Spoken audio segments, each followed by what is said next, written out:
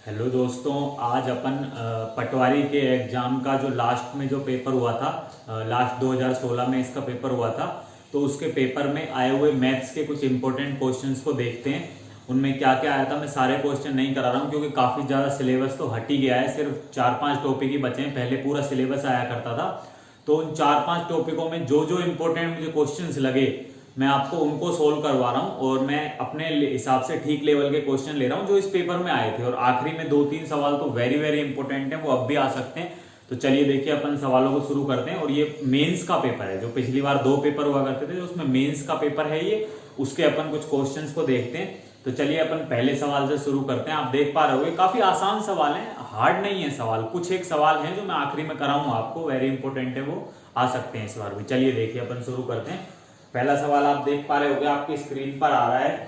15 संख्याओं का औसत 40 है। उनमें से प्रथम 8 संख्याओं का औसत 30 है और अंतिम 8 संख्याओं का औसत 50 है। तो 8वीं संख्या का मान क्या होगा। देखो, उसने हमको दे रखा है कि जो 15 संख्याएं हैं, पूरी 15 संख्याएं, तो 15 का जो एवरेज दे रखा है उसने हमको, 15 संख्याओं का एवरेज कितना दे रखा है उसने हमको, 40 दे रखा है। 40 दे रखा है। तो क्या मैं टोटल नहीं बता सकता? तो आप बोलोगे जो 15 संख्याओं का जो टोटल होगा वो 15 संख्याओं का टोटल 600 हो जाएगा। ठीक बात है। अच्छा, फिर उसने उसके बाद में बोला है 8 संख्याओं का औसत 30 है। तो जब 8 का जो एवरेज है वो 30 है, तो क्या इनका टोटल की अगर मैं बात करूं तो 240 हो जाएगा।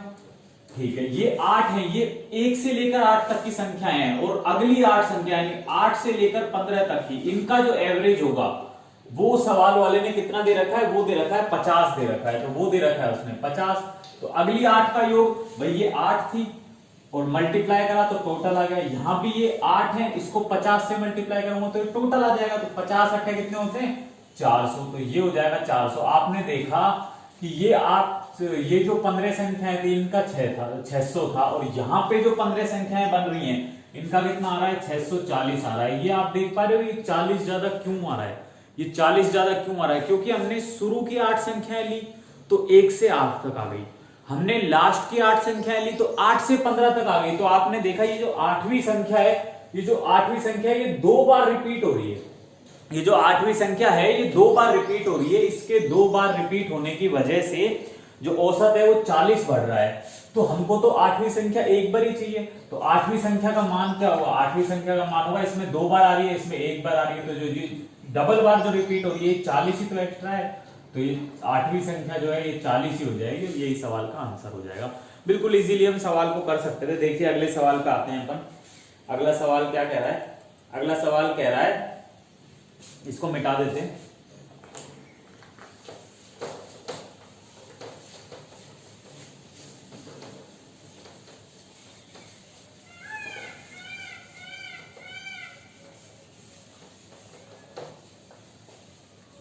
देखो अगला सवाल कह रहा है, एक व्यक्ति ने 10,000 रुपए 10% वार्षिक चक्रवृद्धि ब्याज की दर से उधार लिए, 2.5 वर्ष पश्चात उसे कितने रुपए वापस मिलेंगे। मैं कह रहा था काफी इजी सवाल है, हमसे अमाउंट पूछा है 2.5 साल के बाद में। देखो हम इसको 2-3 मेथड से कर सकते हैं। मैं आपको ट्री मेथड से बता देता हूँ, जो मुझे फेवरेट लगता है, मैं हमेशा उसी को यूज लेता हूँ। देखो हमको सवाल वाले ने मूलधन दे रखा है, हमको सवाल वाले ने मूलधन दे रखा है 10,000 रुपया, दर दे रखी है 10%। तो 10% का मतलब आप समझते हो 1/10 होता है, और बात है 2.5 साल की। तो मैं पूरे 3 साल के लिए ले रहा हूं। तो 3 साल में से 2 साल तो पूरी हो जाएंगी और तीसरी साल को मैं आधा कर दूंगा, तो वो अपने आप ही 2.5 साल बन जाएगा। तो देखो पहली साल दर 1/10 थी, दूसरी साल भी दर 1/10 थी, तीसरी साल भी दर 1/10 थी। तो यहां से जब इसका 1/10 करेंगे तो पहली साल का 1,000 रुपया आएगा, दूसरी का भी 1,000 रुपये आएगा, और तीसरी का भी क्या आएगा, 1,000 रुपये आएगा। ठीक बात है। ये ऐसा ही हो गया 3 साल का। अब इसके बाद चक्रवृद्धि ब्याज, ब्याज पे ब्याज ही तो होता है। तो इसका ब्याज यहां मिलेगा, इसका ब्याज यहां मिला 100 रुपया, वही 1/10 की दर से। इसका ब्याज यहां मिलेगा, वही 1/10 की दर से, कितना, 100 रुपया। ठीक बात है। अच्छा, इसका ब्याज यहां भी मिलेगा तीसरी साल में 100 रुपया 1/10 की दर से। और क्या ये सेकेंड ईयर के ब्याज पे ब्याज यहाँ 10 रुपया फिर से मिलेगा 1/10 की दर से, 10 रुपया मिलेगा। ठीक बात है। तो ये कुल मिला के हमारे पास ये वाली जो चीज है ये पूरा ब्याज आ गया। ये वाली जो चीज है पूरा ब्याज आ गया। अगर आपको ये वाली चीज नहीं आती है तो मैं चक्रवृद्धि ब्याज जब पढ़ाऊंगा तो इस चीज को अच्छे से समझाऊंगा, तो ये चीज आपके समझ में आ जाएगी। इसको ट्री मेथड बोला जाता है, डिटेल्ड मेथड भी बोलते हैं। तो ये पूरा चक्रवृद्धि ब्याज आ गया, लेकिन 3 साल का, हमको तो 2.5 साल का चाहिए। तो हम तीसरी साल वाले का क्या कर देंगे, ये तीसरी साल का ब्याज है, हम इसका क्या कर देंगे, इसका हम हाफ कर देंगे, इसका हाफ कर देंगे तो 2.5 साल का हो जाएगा। तो आप देखो 1000 2100 रुपया तो ये हो गया, और यहां से हो गया 1210 यानी कि 605 रुपया। तो 605 रुपया यहां हो गया। अब आप देख पाओगे कि ये जो टोटल ब्याज है, ये जो टोटल ब्याज है ये हो गया 2705 रुपया, लेकिन हमसे तो अमाउंट पूछा था। तो अब वैसे तो आप यहीं से देख के बता सकते थे कि जिस ऑप्शन में आखिरी में 5 होगा वही सही आंसर होगा। और आपने यहाँ पे देखा भी है कि एक ही ऑप्शन ऐसा है जिसमें लास्ट में 5 है, मतलब 0 नहीं है, क्योंकि यहां से हम आधा करेंगे तो 5 बनेगा, वो जुड़ेगा तो लास्ट में तो 5 ही बनना है। जिस ऑप्शन में आखिरी में 5 होगा वही आंसर सही होगा, एक ही ऑप्शन है। लेकिन फिर भी मैं आपको बता रहा हूं, ये आपका हो गया कंपाउंड इंटरेस्ट, और आपका धन था ये 10,000 रुपया। तो टोटल अमाउंट कितना हो गया, अमाउंट होता है मूलधन प्लस एसआई, वो सॉरी सीआई या एसआई जो भी है, तो इसमें जब आप जोड़ोगे तो 12,705 रुपया इस सवाल का आंसर है। आप इसके अलावा ये वाला तरीका भी लगा सकते थे, वैसे कोई दिक्कत नहीं थी। एक तो ये डिटेल्ड मेथड हो गया, ये भी काफी इजी है, अगर आपकी प्रैक्टिस है तो आप कर सकते हो। एक आप इफेक्टिव रेट निकाल सकते हो। आपने देखा हमारे पास समय 2.5 साल था, यानी 2 साल तो पूरे, एक अगला आधा साल। तो इस पर रेट 10% थी, इस पर रेट भी 10% थी, लेकिन अगर मैं इस समय को पूरा बना लूं, इस समय को मैं 1 साल कर लूं, तो क्या मैं दर को आधा कर सकता हूं, यानी 5% कर सकता हूं।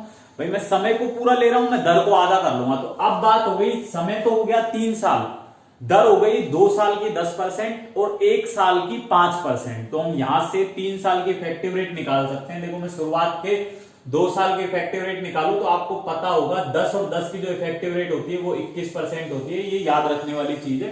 निकालते कैसे हैं, वो ये वाला फॉर्मूला होता है, मैं यहां पे लिख भी रहा हूं, आपको पता भी होगा, a plus d plus a b upon 100।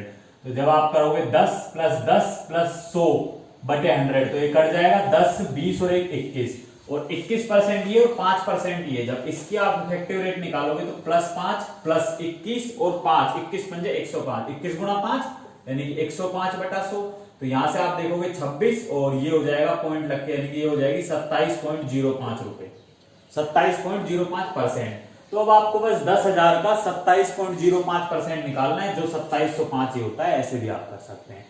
ये वाला तरीका भी ठीक है इफेक्टिव रेट निकालने वाला, और ये भी ठीक है। आप कैसे भी करो, सवाल आसानी से हो जाएगा, कोई लोड नहीं आएगी। चलो देखो अगले सवाल पे बढ़ते हैं अपन। देखो अगला सवाल क्या कह रहा है, अगला सवाल भी काफी इजी है, इसको मिटा दे रहा हूं मैं।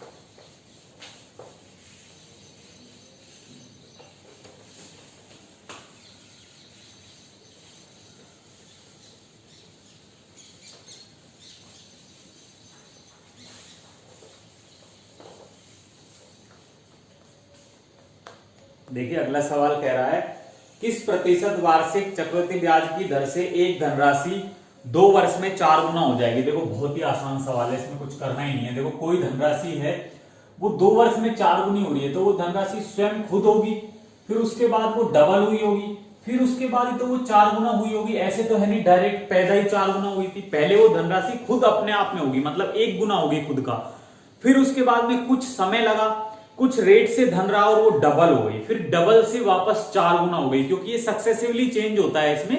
मतलब एकदम से मल्टीप्लीकेशन में बढ़ते हैं, ये जो कंपाउंड इंटरेस्ट बढ़ता है। तो आप देख रहे हो यहां से यहां तक जाने में टोटल 2 वर्ष लगे, यही बोला है ना भाई। हाँ 2 वर्ष में 4 गुना हो जाती है, तो 2 वर्ष लगे। तो आप देख पा रहे हो 1 साल यहां लगा होगा और 1 साल यहां लगा होगा, तभी तो भाई 2 साल में 4 गुना हुई है। तो पहले साल में डबल हुई होगी, दूसरे साल में फिर से डबल हो गई होगी, ठीक बात है। तो आपने देखा धनराशि पर 1 रुपए से 2 रुपया हो गई, मतलब 1 रुपया इंटरेस्ट मिल गया, 1 रुपया इंटरेस्ट मिल गया। तो 1 रुपए की धनराशि पर 1 रुपया इंटरेस्ट मिला, और कितने में, 1 साल में। तो अगर हम दर देखना चाहें तो यहां से 100 रुपए की धनराशि, मतलब अगर मैं दर निकालूं तो जो 100 पर मिलेगा वही तो दर होगी। तो 100 पे क्या मिल जाएगा, 100 रुपया मिल जाएगा। तो रेट क्या हो जाएगी, 100%। आप इस तरीके से भी कर सकते हो, 1 रुपए पर 1 रुपए का ब्याज मिला तो दर 1/1 गुना 100, यानी कि कितनी आ गई, 100%। आप कैसे भी कर सकते हो, सवाल हो जाएगा सोल्व। चलिए देखिए अगले सवाल पे बढ़ते हैं।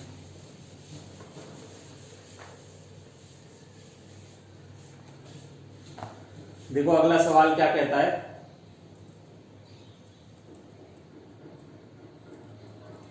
देखो ये सवाल भी काफी इजी है। कह रहा है गिनती के सतत 7 अंकों की श्रेणी दी हुई है, यदि उस श्रेणी के प्रथम 5 अंकों का औसत n है तो सभी 7 अंकों का औसत क्या होगा। प्रथम 5 का औसत n है, 7 का औसत n+1। देखो इसको सवाल को देखते ही सोल्व करना था, इसमें कुछ नहीं करना, मैं आपको समझाता हूं। देखो कैसे, कोई भी 5 संख्याएं हैं, कोई भी 5 संख्याएं तो उनका औसत उनकी सेंटर वाली होगी। अगर वो कंटिन्यूअसली संख्याएं हैं, मतलब उनका डिफरेंस समान है, तो उनका सेंटर वाली संख्या होगी जो औसत होगा। आगे की 2 बढ़ाओगे तो सेंटर एक संख्या आगे बढ़ जाएगा, यानी कि n+1 हो जाएगा। देखो मैं आपको समझा देता हूं एग्जांपल लेके। मान लो कोई भी 5 संख्याएं थी, कोई भी 5 संख्याएं थी, 1 2 3 4 5। मैं सबसे आसान यही 5 संख्याएं ले रहा हूं। आपको पता है अगर कंटिन्यूअसली संख्याएं होती है जिनका डिफरेंस सेम होता है, जैसे यहाँ पे 1 1 का डिफरेंस है, अगर डिफरेंस सेम होता है तो जो मध्य बिंदु होता है वो ही उनका एवरेज होता है। तो यहाँ पे आपने देखा 3 जो होगा वो इनका एवरेज होगा, 3 जो होगा वो इनका एवरेज होगा। और उस सवाल वाले ने बोला है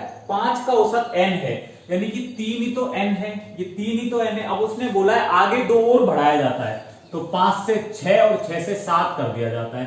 तो आप देखो जब 7 हो जाएगा तो एवरेज तो मध्य बिंदु बना रहेगा, तो मध्य बिंदु बनाने के लिए आप 3 इधर से छोड़ दो, 3 इधर से छोड़ दो, तो क्या बन जाएगा, यहाँ पे 4 हो जाएगा एवरेज। 4 होने का मतलब n+1, क्योंकि 3 से 1 ही तो ज्यादा है, तो ये n से 1 ज्यादा है, यानी n+1 सवाल का आंसर हो जाएगा। कुछ नहीं करना था, देखते ही सोल्व करना है सवाल को, कुछ दम नहीं है इस सवाल में। चलिए देखिए आगे बढ़ते हैं।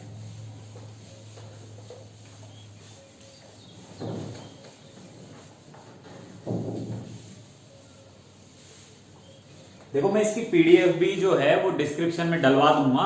एक्चुअली मुझे आता नहीं है लिंक डालना डिस्क्रिप्शन में, तो अगर हो पाए तो मैं डलवा दूंगा, नहीं भी हो पाए तो आप मुझे अबाउट में जाके, चैनल के अबाउट में जाके वहां से आपको मेरे मोबाइल नंबर या फिर ईमेल आईडी दोनों चीजें मिल जाएंगी। तो आप मुझे कहीं पे भी मैसेज कर सकते हैं, मेल कर सकते हैं या वो कर सकते हैं, तो मैं आपको पीडीएफ भिजवा दूंगा, मैं खुद फॉरवर्ड कर दूंगा आपको एग्जाम की पीडीएफ। और जो भी आपको चाहिए होगा वो मुझसे आप ले सकते हो, पर आपको ही मैसेज करना पड़ेगा एक्चुअली।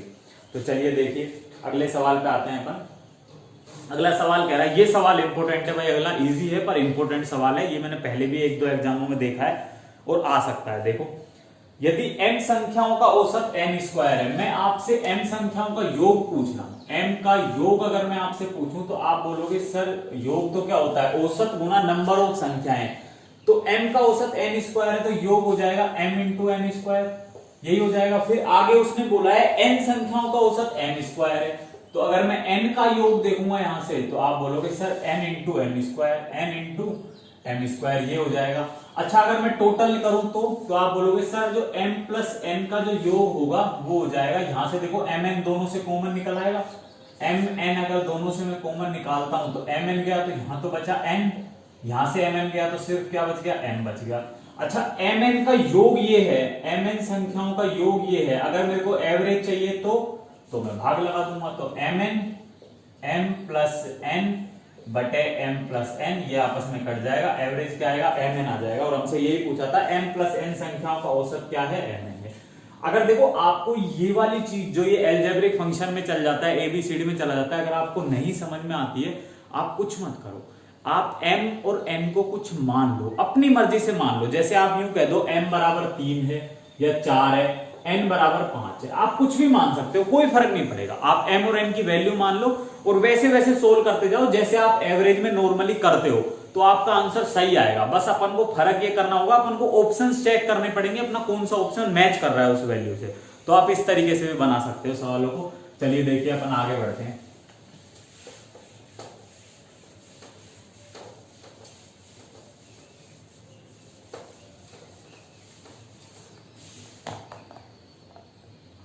देखो अगला सवाल क्या कह रहा है,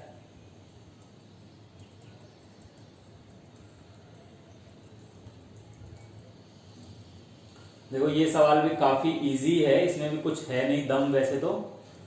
देखो सवाल कह रहा है 8400 रुपए को ABCD में इस प्रकार बांटा जाता है कि A व B का हिस्सा 1/2, B व C का, देखो 4 का रेशो दे रखा है, ABCD। अगर आपको रेशो कंबाइन करना नहीं आता तो ये सवाल आपके लिए टफ है, अगर आपको आता है तो बहुत इजी है। देखो A/B दे रखा है 1:2, B/C सवाल वाले ने दे रखा है 3:1, B/C दे रखा है 3:1, C/D दे रखा है 2:3, C/D दे रखा है 2:3।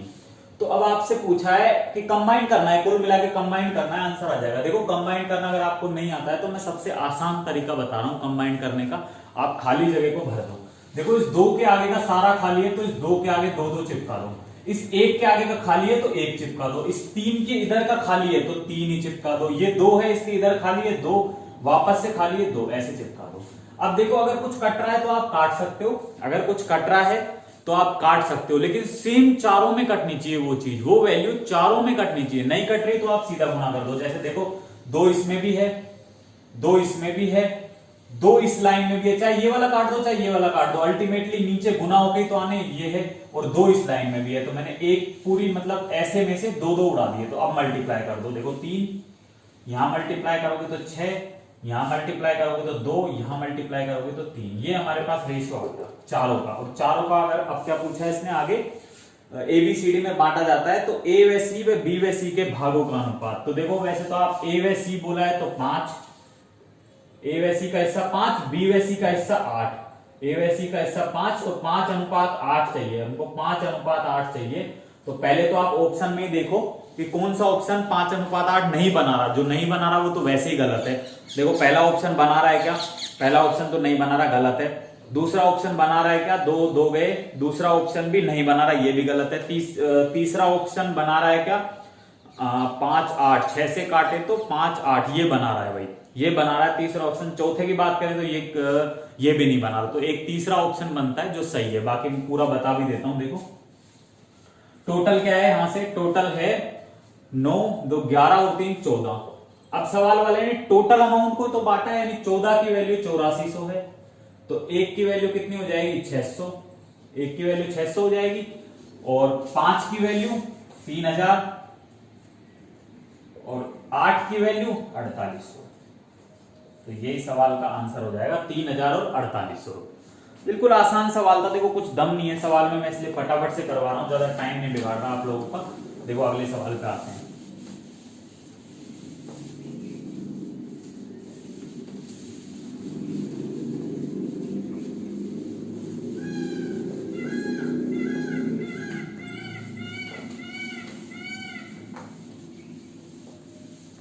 देखो इजी सवाल आते हैं पटवारी में, ज्यादा कोई ऐसे हार्ड सवाल नहीं आते, कुछ एक हार्ड आते हैं। अब जैसे जो हार्ड सवाल थे उसमें एक एक सवाल में 2 2 3 3 सवाल बनाए हुए थे, मतलब जो हार्ड सवाल है वो उसने 2 नंबर 3 नंबर का बना दिया। वैसे ये सारे सवाल 1 1 नंबर के हैं, पर वो सवाल 2 3 नंबर का बना दिया क्योंकि एक सवाल में 2 3 बातें पूछ ली। तो देखो जैसे अपन अगला सवाल करते हैं, ये भी इजी है। देखो ये सवाल भी काफी इजी है। कह रहा है कि पुरुषों और महिलाओं में के मध्य कुल बांटी गई तनख्वाह का अनुपात 6:5 है। प्रत्येक पुरुष व प्रत्येक महिला को मिली तनख्वाह, देखो 2 आज बात कर रखी है, एक मेल कह रखा है एक फीमेल कह रखा है। जो प्रत्येक पुरुष और प्रत्येक महिला को मिली गई तनख्वाह है ना, जो तनख्वाह है, जो सैलरी है, चलो मैं सैलरी लिख देता हूं। जो सैलरी है वो किस अनुपात में है इनकी, 2:3 में है। अब देखो अगर हम सैलरी को उनकी संख्या से मल्टीप्लाई कर देंगे, जो संख्या है अगर हम संख्या से मल्टीप्लाई कर देंगे तो क्या कुल खर्चा नहीं आ जाएगा, तो नीचे वाली चीज कुल खर्चा नहीं आ जाएगा। भाई हमने देखी कि भाई 50 आदमी थे, एक आदमी को 20,000 दिया, तो हम मल्टीप्लाई कर देंगे तो पता चल जाएगा कुल कितना खर्चा हुआ। तो बस यही चीज है, अगर हम संख्या को सैलरी से मल्टीप्लाई कर दें तो हमको पता चल जाएगा कि कुल कितनी राशि हमने बांटी। और सवाल वाले ने कह रहा है वो जो बांटी गई तनख्वाह थी वो 6:5 के अनुपात में थी, यही था। अब हमको ये वाली चीज निकालनी है। आप जानते हो जब इन दोनों का मल्टीप्लाई ये है तो जब मैं भाग दूंगा तो ये वाली चीज भी आ जाएगी। तो आप कुछ मत करो, इनको देखो डायरेक्ट भी आप निकाल सकते हो। तो आप XY मान लो, तो आप ये कहोगे इन दोनों का मल्टीप्लाई ये है, तो 2x की वैल्यू 6, यानी मतलब x कितना आ गया 3 आ गया। आप यहां से देखोगे 3y का मल्टीप्लाई 5 के बराबर है, तो y कितना आ गया 5/3 आ गया। हमसे x अनुपात y पूछा था, x अनुपात y पूछा था, तो 3:3/5, वो सॉरी 5/3, 5/3 यानी कि कितना आ गया 9:5, और 9:5 इस सवाल का आंसर है। देखो कई लोग इसको डायरेक्ट भी बताते हैं, कई लोग ऐसे कहते हैं कि आप क्रॉस मल्टीप्लाई कर दो, इस तरीके से क्रॉस मल्टीप्लाई कर दो तो भी आंसर आ जाएगा। तो भी देखो यही आएगा 18:10। भाई इनको मल्टीप्लाई करोगे 18:10 तो क्या आ जाएगा 9:5। लेकिन बस ध्यान ये चीज रखनी है कि आपको लिखना कैसे है। जैसे आपने यहां मल्टीप्लाई करा 18 और यहां करा तो आपने लिखा 10, तो आप इसको ऐसे भी तो लिख सकते थे, पहले इसको मल्टीप्लाई कर दिया तो आप ये लिख देते 10:18 और ये लिखते ही आंसर आ जाता 5:9 और ये गलत हो जाता। तो इस चीज का आपको ध्यान रखना है कि क्या सही है और क्या गलत, और मेरे ख्याल से दोनों ही ऑप्शन में है। देखो 5:9 पहला ऑप्शन है, 9:5 दूसरा ऑप्शन है। तो आप ये वाला तरीका फॉलो कर लो, कोई दिक्कत नहीं। आप यहां सीधा भाग दे दो, देखो 2 6 में जब 2 का भाग दोगे तो इधर 3 आएगा, इधर भाग दोगे तो 5/3 आएगा, तो सीधा आप कह दोगे 9:5। तो ये वाला तरीका मुझे सही लगता है। ये क्रॉस मल्टीप्लाई के चक्कर में मत पड़ना, कंफ्यूज होके गलत कर जाओगे। देखो नेक्स्ट सवाल पे आते हैं।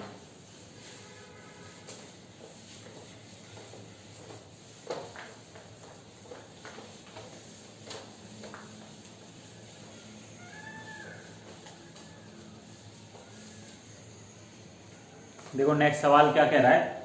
नेक्स्ट सवाल कह रहा है आपका, एक थैले में 5 रुपया, 2 रुपया, 1 रुपए के सिक्कों के रूप में 820 रुपए हैं।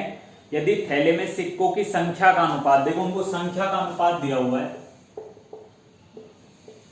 हमको संख्या का अनुपात दिया हुआ है किस किस का, 5 रुपए, 2 रुपया और 1 रुपया। तो मैं लिख देता हूं, देखो 5 रुपए, 2 रुपए और 1 रुपए का, ठीक है। 1 रुपए की सिक्के की संख्या का अनुपात दिया हुआ है, वो अनुपात है 4, 6, 9।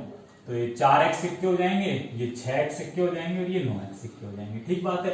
अच्छा, और हमको जो टोटल अमाउंट दिया हुआ है वो रुपयों में दिया हुआ है। अच्छा, अगर मैं आपसे एक चीज पूछता हूं, मैं कहता हूं कि मान लो मेरे पास 5-5 रुपए के 4 सिक्के हैं, 5-5 रुपए के 4 सिक्के हैं, तो आप बोलोगे सर अगर आपके पास 5-5 रुपए के 4 सिक्के हैं तो आपके पास कुल पैसा कितना होगा? भाई 5 को 4 से गुणा कर दो, 20 रुपया होगा। मैं कहूं मेरे पास 10-10 के नोट है, 5 नोट हैं, तो आप क्या बोलोगे? सर आपके पास 50 रुपए हैं। तो मैं यही तो कह रहा हूं यहाँ पे कि आपके पास ये 4x 5-5 के सिक्के थे, तो अगर मैं राशि देखूं यहां से, कुल राशि देखूं मैं यहां से, तो आप बोलोगे जो राशि हो जाएगी वो 20x हो जाएगी, यहां पर 12x हो जाएगी और यहां पर 9x हो जाएगी। और कुल राशि सवाल वाले ने दे रखी है कितनी है? 820 रुपया, 820 रुपया। तो आप देखोगे 21, 41, तो 41x जो बराबर है वो 820 के है, तो x किसके बराबर है? 41 दूनी 20 के, यानी कि x 20 के बराबर है। सवाल वाला हमसे पूछ रहा है 2 रुपए के सिक्कों की संख्या क्या है,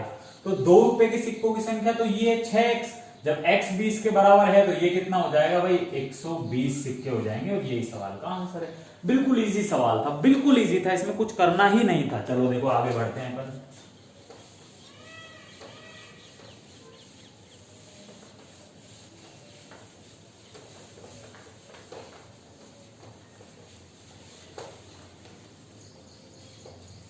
देखो नेक्स्ट सवाल पे आते हैं।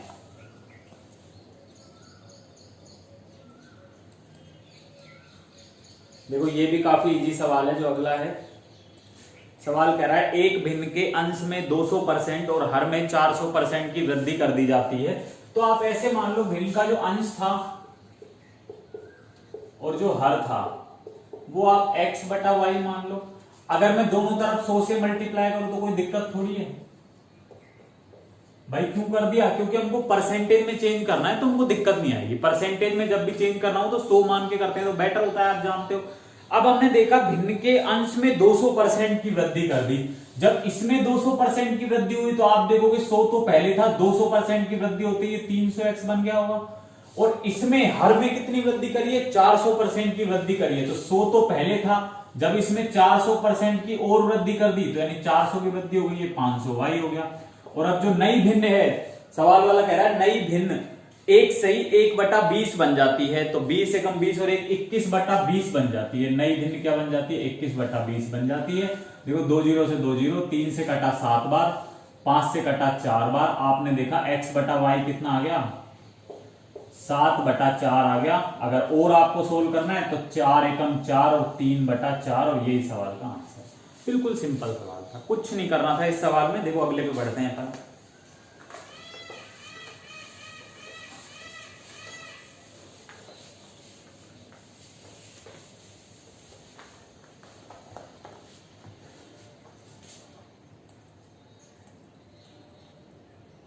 देखो ये सवाल भी थोड़ा ठीक ठाक है, अच्छा है, इंपोर्टेंट है, पर सरल सवाल है। देखो मैं इसको समझाता हूं आपको।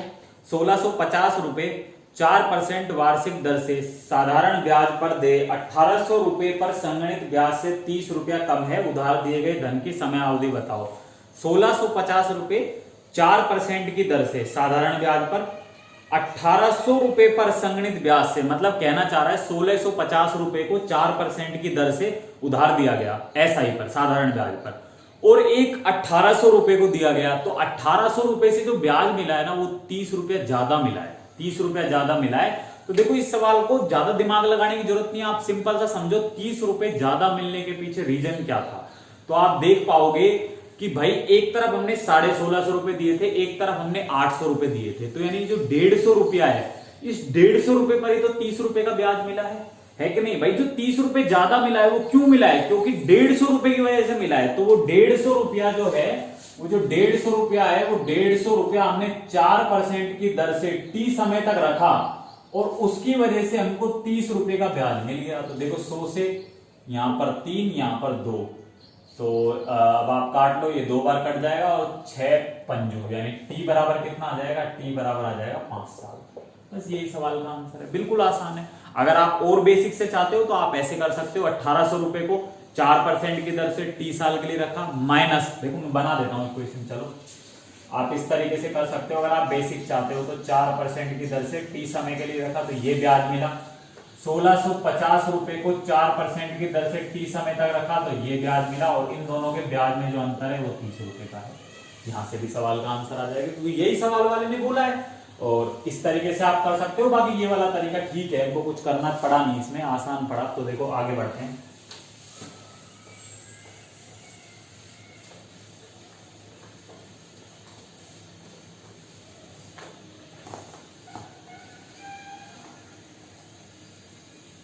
देखो आगे कह रहा है सवाल वाला,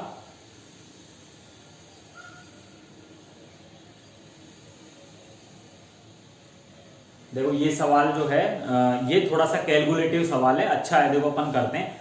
1638 विद्यार्थियों के स्कूल में छात्रों की संख्या और छात्राओं की संख्या का अनुपात 5:2 है। देखो 1638 थे टोटल, इसमें 2 चीज थी, एक तो बॉयज थे और एक गर्ल्स थी। बॉयज कितने थे भाई, सवाल वाले ने बोला है बॉयज तो 5 थे और गर्ल्स कितनी थी, 2 थी। तो हमने 5:2 में बांट दिया, मतलब ये 7 यूनिट की वैल्यू है, ये 7 यूनिट की वैल्यू है। तो 1 यूनिट की कितनी हो जाएगी, हमने यहां से काट लेता हूं, चलो मैं 7 दूनी 14 और 2 आ गया, 7 या 21, 2 आ गया, 7 चौक 28, यानी 1 यूनिट की वैल्यू 234 है। तो बॉयज कितने थे, बॉयज तो थे 5 गुना 234, और गर्ल्स कितनी थी, तो ये हो जाएगा 468, यही आएगा। और ये हो जाएगा आपका यहां से 5 चौके 20 हासिल 2, 23 15 115 और 115 और 2 117, यानी ये आ जाएगा। ये वाले अपने पास टोटल क्या हो गए, बॉयज हो गए और ये गर्ल्स हो गई। चलो मैं लिख देता हूँ 1170 और 468, 1170 और 468, ये बॉयज हैं और ये क्या है, गर्ल्स हैं। ठीक है, अब वो आगे बोल रहा है यदि छात्राओं की संख्या 60 बढ़ जाती है, तो छात्राओं की संख्या तो 60 बढ़ जाती है, तब छात्र व छात्राओं का नया अनुपात 5:4:3 करने के लिए छात्रों की संख्या को कितना कम करना होगा। तो छात्रों की संख्या हमने x कम कर दी, और अब नया अनुपात क्या हो गया, देखो ऐसे बना लो आप, इसमें से हमने x घटा दिया, ये 0 था भाई, ये हाँ 0 ही था ना। 5 चौके 20 हासिल 2, 23 पंजे 115 117, और इसमें हमने क्या किया, 60 ऐड कर दिया। तो 60 ऐड करा तो ये कितना हो गया, 8 12 2 हासिल 1 528, यही हो गया 8, हाँ तो 6 6 12 2 हासिल 1, ठीक है। और इनका जो नया अनुपात हो गया वो कितना हो गया, 4:3 हो गया। तो इनका अनुपात हो गया 4:3, देखो 3 से कट जाएगा ये, 17 3 51, 17 3 51, 1 6 176, और 176 गुणा 4 कितना होता है भाई, तो ये आ जाएगा 117, 0 यहाँ 0 हो रहे, 0 माइनस x बराबर 176, 6 चौके 24, 2 17 चौके 68 और 2 70, 704। तो x का मान क्या होगा, इसमें से 704 घटा दो आप, तो 6 और 11 में से 4, तो 466 मेरे ख्याल से इसका आंसर आ जाएगा 466। ऑप्शन नंबर सेकंड एकदम सही होगा। चलिए देखिए अगले सवाल पे आते हैं। ये आप समझ गए होंगे, आसानी है, ऐसा कुछ नहीं है, मैंने कुछ करा नहीं है ज्यादा। पहले 5:2 में बांट दिया, फिर उसके बाद उसने बोला गर्ल्स तो 60 बढ़ जाती हैं, तो आपने देखा मैंने यहाँ पे 60 लड़कियां बढ़ा दी, और बॉयज यहाँ पे कुछ कम हो जाते हैं, तो मैंने वो कुछ कम को x मान लिया। अब जो नया अनुपात है बॉयज से गर्ल्स का नया अनुपात 4:3 हो जाता है, तो मैंने 4:3 कर दिया, सोल्व करा तो ये आंसर आ गया। देखो अगले सवाल पे आते हैं अपन।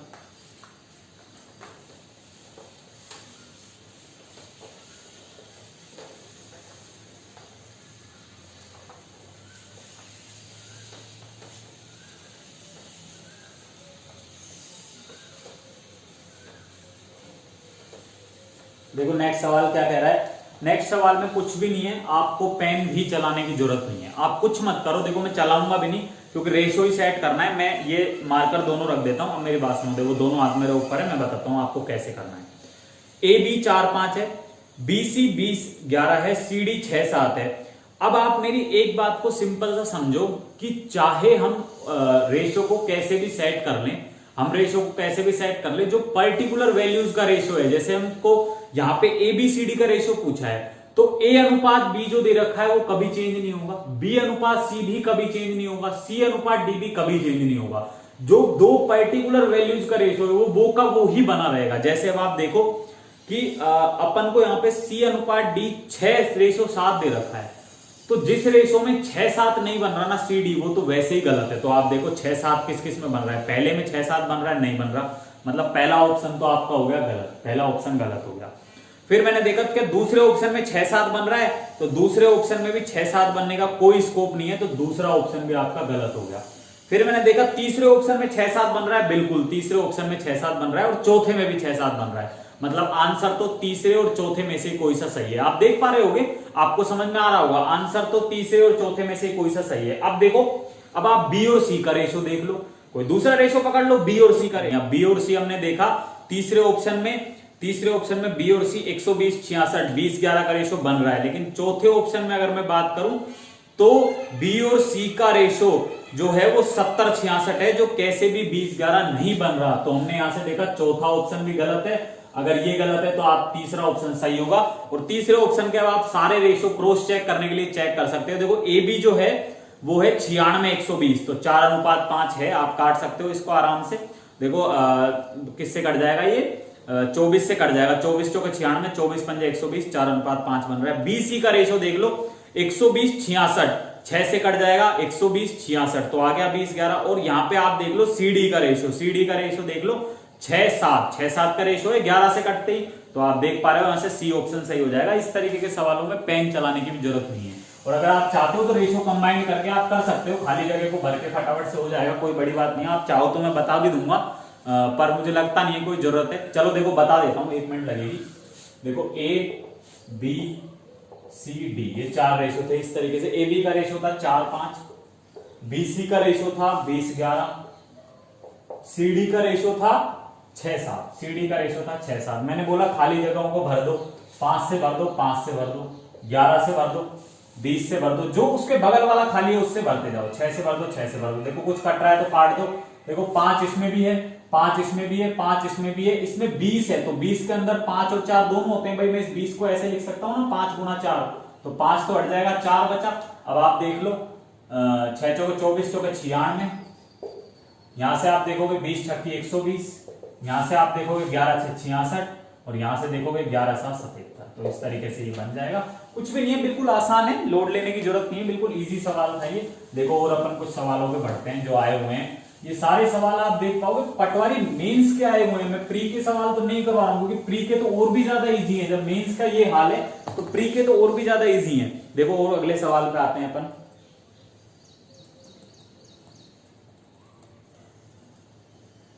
देखो नेक्स्ट सवाल क्या कह रहा है।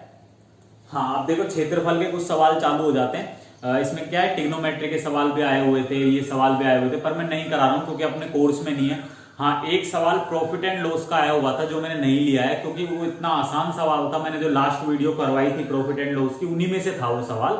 ऐसा था, एक वस्तु पर 10% का इंक्रीमेंट होता है, मतलब क्रय मूल्य पर 10% का इंक्रीमेंट कर कर व्यक्ति बेच देता है, और कुछ परसेंट था कि इतने परसेंट का डिस्काउंट देता है, तो कितना प्रॉफिट परसेंट हुआ, कितना, कुछ इस तरीके का सवाल था। तो मैंने जो प्रॉफिट एंड लॉस की वीडियो करवाई थी डिस्काउंट वाली, उसमें उस तरीके के बहुत सवाल करवाए हैं, तो इस वजह से मैं नहीं बना रहा हूं। देखो अगला सवाल क्या कह रहा है, अगला सवाल कह रहा है एक आयताकार चतुर्भुज एबीसीडी में बीसी इतना है, एसी इतना है, तो चतुर्भुज का क्षेत्रफल क्या होगा। देखो बिल्कुल इजी सवाल है, एक आयताकार चतुर्भुज है, चतुर्भुज बना लिया मैंने आयताकार, ये लो साहब ए बी सी डी। अब देखो सवाल वाले ने क्या क्या दे रखा है, बीसी भुजा बी है, ये वाली भुजा बी है, और जो एसी है वो एसी तो विकर्ण है, तो एसी को क्या बोला है इसने, एसी को बोला है सी। तो हम क्या ये वाली भुजा नहीं निकाल सकते, क्योंकि आप जानते हो ये तो 90 डिग्री का कोण होगा, तो ये वाली भुजा अगर मैं निकालना चाहूं तो ये पाइथागोरस थ्योरम से हो जाएगी, कर्ण का स्क्वायर माइनस लंब का स्क्वायर, तो ये हो जाएगी। अब हमसे क्षेत्रफल ही तो पूछा है, तो वर्ग आयत का क्षेत्रफल लंबाई गुना चौड़ाई, यानी कि बी अंडर रूट के अंदर c square minus b square, और यही सवाल का आंसर हो जाएगा। C square under root b c square minus b square, fourth option सही हो जाएगा। देखो बिल्कुल इजी इजी सवाल आ रहे हैं।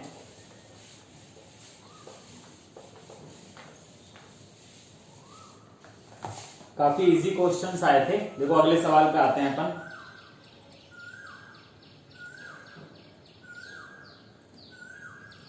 देखो नेक्स्ट सवाल क्या कह रहा है, नेक्स्ट सवाल जो है आपका, हाँ ये सवाल जो है नेक्स्ट, जो अब दो सवाल आने वाले हैं, 2-3 सवाल आने वाले हैं, ये सवाल मुझे सबसे अच्छे लगे। मतलब इस पटवारी के पेपर में क्षेत्रफल से आए हुए सवाल है, और मुझे यही सवाल दोनों तीनों सबसे अच्छे सवाल लगे, बेस्ट क्वालिटी क्वेश्चन है, और ये ज्यादातर बच्चे छोड़ के आए होंगे इन सवालों को। देखो मैं आपको समझाता हूं कितने अच्छे सवाल थे ये, आप समझो। देखो सवालों को, देखो हमको क्या दिया हुआ है, हमको सवाल वाला कह रहा है कि एक आकृति दी हुई है, उस आकृति में हमको टेन थीटा बता रखा है, व्यास बता रखा है, आकृति का क्षेत्रफल पूछा है। देखो आकृति मैं आपको बना रहा हूं, क्या दी हुई है आकृति, उसको हमको ये वाली दी हुई है, इस तरीके की आकृति दी हुई है,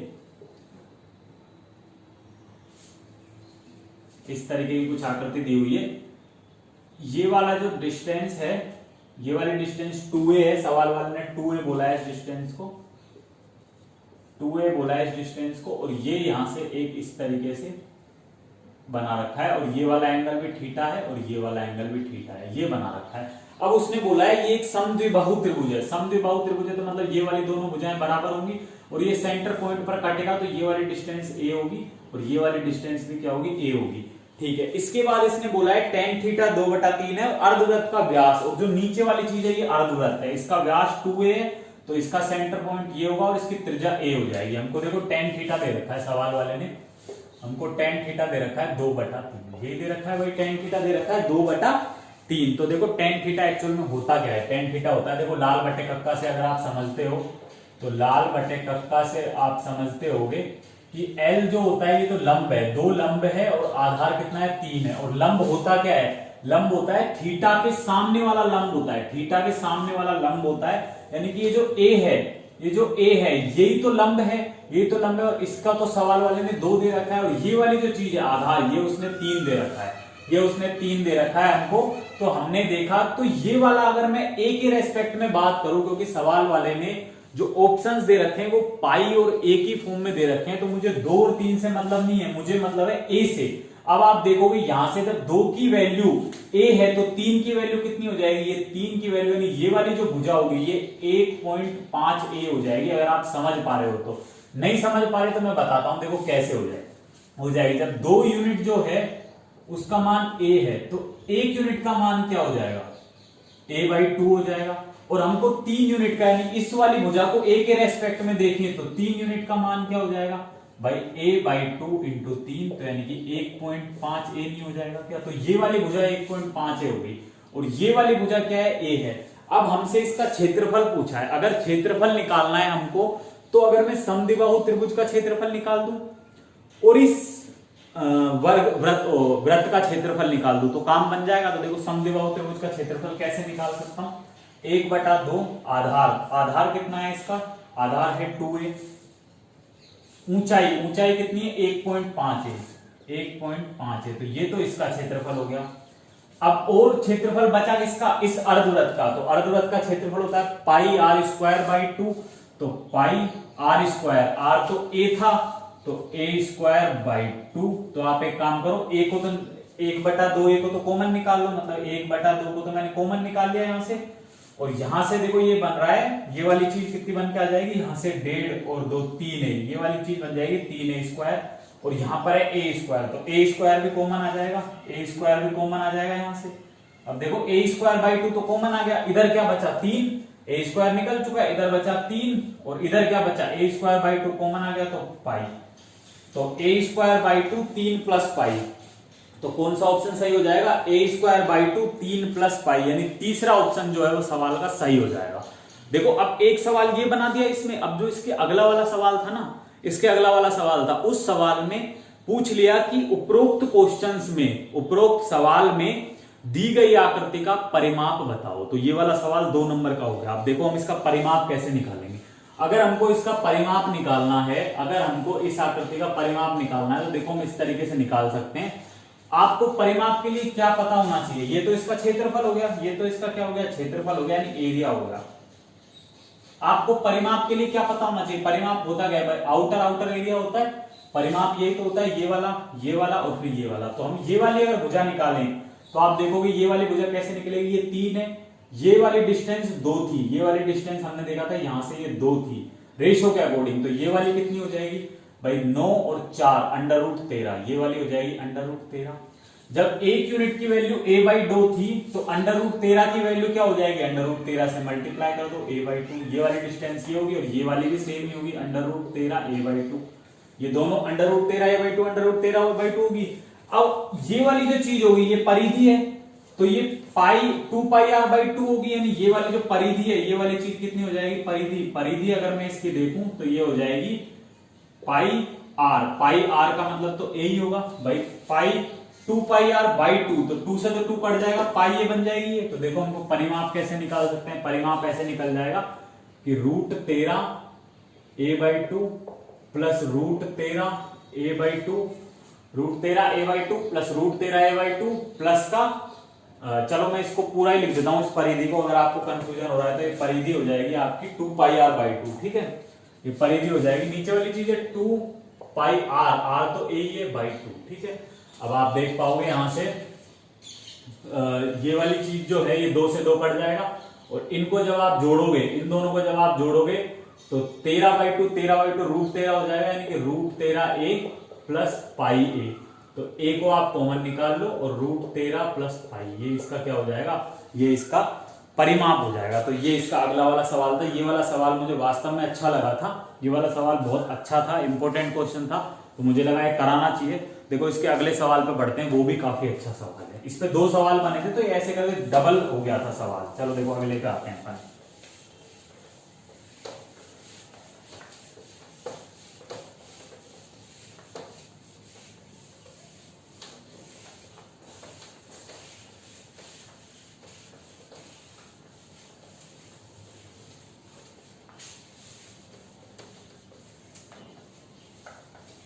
देखो अगला सवाल क्या कह रहा है, अगला सवाल भी काफी अच्छा है। हाँ देखो अगला सवाल कह रहा है एक फील्ड बुक दी हुई है हमको, उस फील्ड बुक का एरिया निकालना है। मैं आपको पहले फील्ड बुक बना देता हूं, क्या है वो फील्ड बुक, फिर उसके बाद हम निकालेंगे एरिया। देखो इस तरीके से है,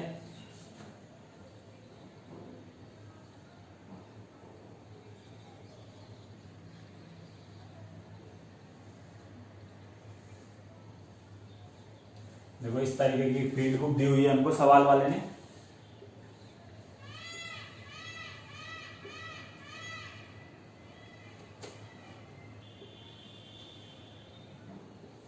देखो ये फील्ड बुक दी हुई है और इसका एरिया निकालना है। इसकी डिस्टेंस दी हुई, ये वाली डिस्टेंस 11 है, ये वाली डिस्टेंस 13 है। इसके बाद में हमको और डिस्टेंस दी हुई है, ये वाली ऊंचाई 8 है, ये वाली 8 है ऊंचाई, ये वाली ऊंचाई कितनी है, ये वाली ऊंचाई 7 दी हुई है हमको सवाल में। फिर ये वाली डिस्टेंस 12 है यहां तक की, ये वाली डिस्टेंस इसके बाद की 8 है, ये वाली डिस्टेंस 8 है।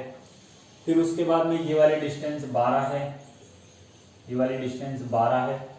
इसके नीचे वाली जो डिस्टेंस दी हुई है वो 6 है, ये वाली डिस्टेंस 6 है, ये वाली 6 है। इधर वाली डिस्टेंस ये 8 है, ये वाली डिस्टेंस 8 दी हुई है। और ऊपर वाली जो ये डिस्टेंस है ये वाली 10 दी हुई है, ये वाली डिस्टेंस 10 दी हुई है। देखो इसका हमको पूरे फील्ड बुक का क्षेत्रफल पूछा है। इसमें भी 2-3 सवाल बना रखे थे। एक सवाल तो ये था पूरी फील्ड बुक का क्षेत्रफल पूछा था, एक इस पर्टिकुलर एरिया का क्षेत्रफल पूछा था। इस पर्टिकुलर ये जो ये वाला बन रहा है ना, जो आयत बन रहा है, इस आयत का क्षेत्रफल पूछा था। एक में उधर वाले त्रिभुजों का, इस पे 3 सवाल बने हुए थे इस तरीके के। तो हम देखो अगर हम पूरे का क्षेत्रफल निकाल सकते हैं तो हमारे लिए पर्टिकुलर का बताना तो बहुत आसान है। तो देखो हम पूरे का क्षेत्रफल कैसे निकालेंगे, हम देखो इस तरीके से निकालते हैं। सबसे पहले मैं बात करता हूं इधर वाले पोर्शन के एरिया की। तो आप जानते हो जो त्रिभुज होता है, तो त्रिभुज का एरिया क्या होता है, त्रिभुज का एरिया तो होता है हाफ इंटू आधार गुना ऊंचाई होता है, यही तो होता है। तो इसका देखो इस वाले का जब हम एरिया निकालेंगे इस पूरे त्रिभुज का, तो आधार कितना है 20 है, ऊंचाई कितनी है 8 है, तो हाफ 10 गुना 8 यानी इसका एरिया तो 80 हो जाएगा, इसका एरिया तो 80 हो जाएगा। इसके एरिया की अगर मैं बात करूं तो देखो 18 9 9 7 63, इसका एरिया 63 हो जाएगा। आप ये फॉर्मूला लगाओ यही आएगा, आप देख लेना, मैं मन में लगा रहा हूं क्योंकि मेरी स्पीड तेज है, आप भी तेज करके मन में लगा सकते हो। इस वाले का एरिया क्या होगा, इसका एरिया हो जाएगा 11 पंजू 55, इस वाले का 55 हो जाएगा। अच्छा इस वाले का एरिया निकालू तो 8 4 13 चौके 52, इस वाले का एरिया हो जाएगा 52। अब बात आती है इस वाले के एरिया की। तो देखो इसका एरिया कैसे निकाला जाए, अगर मैं यहां से एक लंब खींच दूं तो ये वाली 11 है, ये वाली डिस्टेंस भी 11 हो जाएगी और बची हुई इधर वाली 2 आ जाएगी, ठीक बात है। अभी भी एरिया निकालने के लिए ये वाली लंबाई चाहिए, ये वाली लंबाई मेरे पास नहीं है। आप सोचो ये वाली लंबाई कैसे निकाली जा सकती है, और यही बस इसमें लोचा था सवाल में कि ये वाली डिस्टेंस नहीं पता थी, यहां से लेके यहां तक की डिस्टेंस, इस यहां से लेकर के और ये जो यहां तक की डिस्टेंस थी ये पता नहीं थी। ये वाली कैसे पता लगेगी, ये वाली ऐसे पता चलेगी। देखो ये पूरी डिस्टेंस देखता हूं मैं ऊपर से लेकर नीचे तक, यानी यहां से लेकर के यहां तक की कितनी है, तो आप देखोगे 20 12 और 6 18, यानी पूरी डिस्टेंस तो 38 है, ऊपर से नीचे तक की डिस्टेंस जो है वो 38 है। और ये वाली 10 और ये वाली 8, तो 10 और 8 18, अगर मैं 18 घटा दूं तो ये वाली डिस्टेंस आ जाएगी कितनी 20 हो जाएगी ये वाली डिस्टेंस। तो ये वाली डिस्टेंस 20 हो गई थी। अब ये 20 है तो इसका एरिया अब निकालना आसान है क्योंकि ये तो वर्ग वो बन गया, आयत बन गया। तो अगर मैं आयत का एरिया देखूं यहां से तो 20 गुना 11 यानी कि 220 प्लस, अगर मैं इसका एरिया देखना चाहूं तो ये देखो 2 गुना 20 40 का आधा 20, तो इसका एरिया हो जाएगा 20 और इस पूरे का एरिया 240 हो जाएगा। अब हमसे कंप्लीट का एरिया पूछा है, आप समझ पा रहे होंगे कुछ खास नहीं है इसमें, बस यही निकालना मेन था। और इस तरीके के सवाल आपने देखे नहीं होंगे। फील्ड बुक का एरिया क्या होता है जो पटवारी के एग्जाम में जरूर आता है, क्योंकि पटवारी से रिलेटेड है, एक क्वेश्चन जरूर बनता है फील्ड बुक के एरिया से। तो देखो अब अपन इसको जोड़ लेते हैं, टोटल एरिया पूछा है तो हमसे, तो टोटल एरिया हो जाएगा 80 plus 55 plus 63 plus 52 plus 220 plus 20। तो देखो 240 80 ये रहा, 55 और 52 ये कितना हो रहा है 50 और 50 100 और 150 और 50 100 यानी कि 107, ये वाली चीज बन जाएगी 107। और 107 में जब 63 ऐड करेंगे हम तो 110 और 60 170, 240 और 80 कितना होता है 320, यानी कि ये हो जाएगा 0 9 और 490, और 490 इस सवाल का आंसर होगा। पूरी कंप्लीट फील्ड बुक का एरिया जो है वो 490 होगा। इसके अलावा अगर आपसे पर्टिकुलर इधर वाले पार्ट का पूछता है तो 63 और 80 को जोड़ दो, अगर आपसे सिर्फ इसका पूछता है तो 240, 220 और 20 240। तो ये कुछ वेरी इंपॉर्टेंट क्वेश्चंस थे जो पटवारी के एग्जाम में आए हुए हैं। रिपीटेड क्वेश्चन, रिपीटेड क्या मतलब पुराना पेपर ही है जो आपको मैं पीडीएफ में दिलवा भी दूंगा, आप बाकी क्वेश्चन कर लेना, बाकी सब्जेक्ट के भी देख लेना।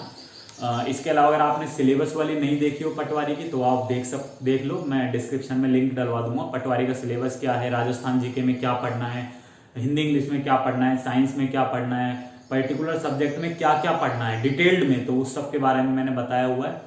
और आप लोग इसके अलावा मैंने प्रॉफिट एंड लॉस की काफ़ी सारी वीडियोस करा रखी हैं, आप उनको पढ़ सकते हो, डिजिटल सम को पढ़ सकते हो। और आज भी न्यूज़पेपर में आया है कि राजस्थान पुलिस का एग्जाम में भी शायद जुलाई में हो जाएगा, तो उस स्पीड को देखते हुए मुझे लग रहा है पटवारी का एग्जाम भी जो मैंने डेट बताई है नवंबर दिसंबर उससे पहले ही होने के चांसेस हैं। तो चलिए आप अच्छे से तैयारी कीजिए, मिलते हैं नेक्स्ट वीडियो में। अगली वीडियो में अपन और अच्छे अच्छे क्वेश्चंस करेंगे पटवारी के लिए, एनटीपीसी के लिए। तो अगर आपने चैनल सब्सक्राइब नहीं करा है तो आप कर लें, क्योंकि हम आगे ऐसी ही वीडियो अपलोड करते रहेंगे जिससे आपको एग्जाम में बेनिफिट मिलेगा। Thank you so much, next video में मिलते हैं, धन्यवाद।